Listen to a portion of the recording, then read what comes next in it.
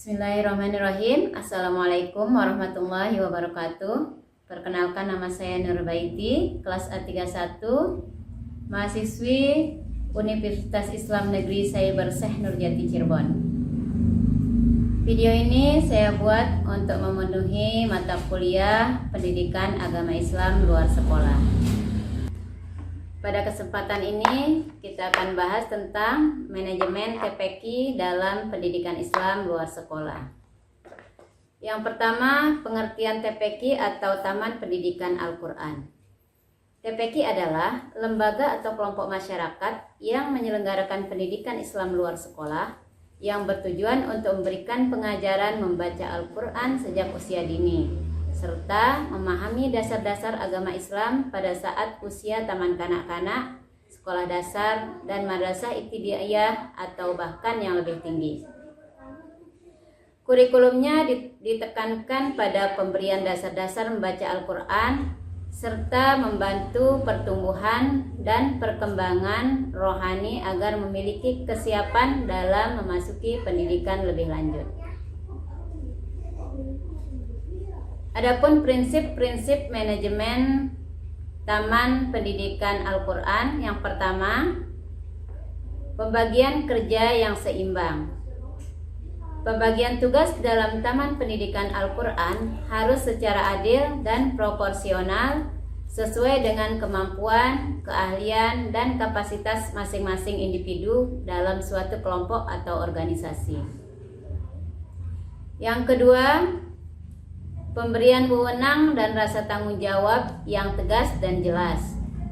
Pemberian wewenang dan rasa tanggung jawab yang tegas dan jelas dalam TPQ berarti setiap orang yang diberi tugas juga diberikan hak dan kejelasan peran untuk melaksanakan tugas itu dengan baik, serta memiliki kesadaran penuh akan tanggung jawabnya.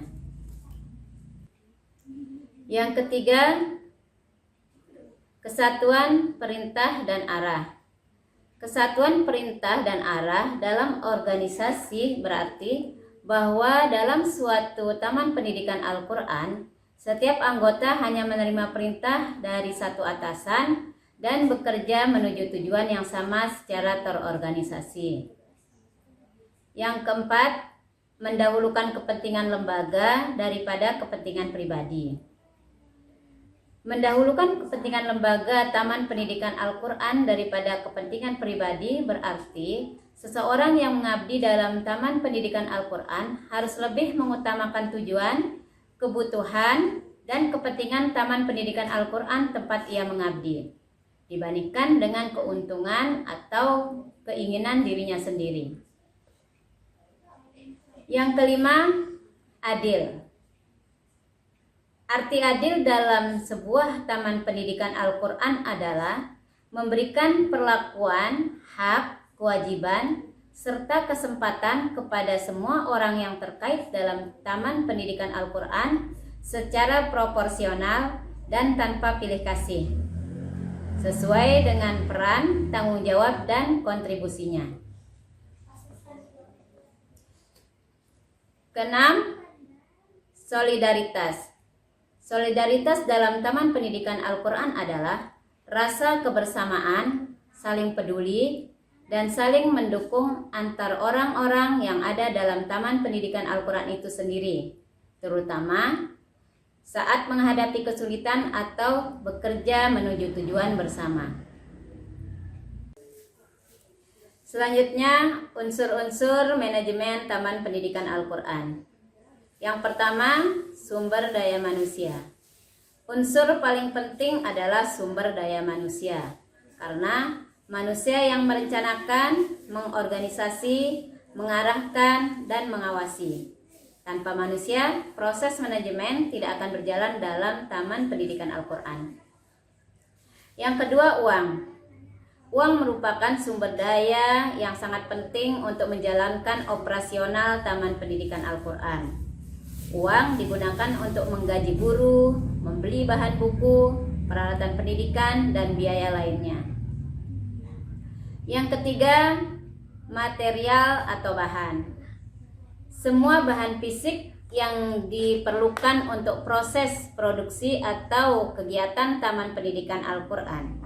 Misalnya alat tulis, perlengkapan kantor, dan sebagainya. Yang keempat, mesin atau peralatan. Mesin atau peralatan adalah teknologi atau alat yang digunakan untuk mempermudah dan mempercepat pekerjaan dalam Taman Pendidikan Al-Quran. Penggunaan alat yang tepat dapat meningkatkan efisiensi kerja. Yang kelima, metode. Metode adalah cara atau teknik kerja yang digunakan untuk mencapai tujuan Taman Pendidikan Al-Quran. Harus disusun secara sistematis, efisien, dan sesuai dengan situasi dan kondisi. Yang keenam, pasar. Memahami pasar sangat penting agar jasa yang ditawarkan oleh Taman Pendidikan Al-Quran tepat sasaran dan Taman Pendidikan Al-Quran tetap kompetitif. Yang terakhir, waktu.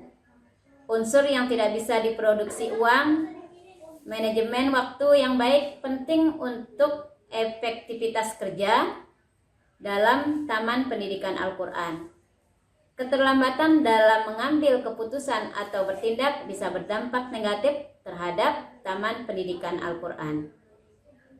Selanjutnya, fungsi manajemen Taman Pendidikan Al-Quran. Pertama, perencanaan. Fungsi ini melibatkan penentuan tujuan dan merancang strategi untuk mencapainya. Dalam perencanaan, pimpinan Taman Pendidikan Al-Quran menetapkan arah, menyusun program kerja, dan mengantisipasi tantangan di masa depan. Yang kedua, pengorganisasian.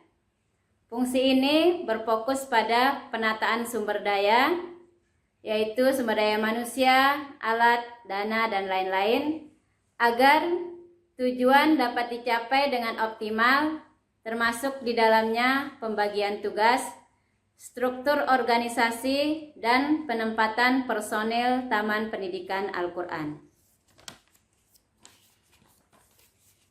Yang ketiga, pengarahan atau pengerjaan.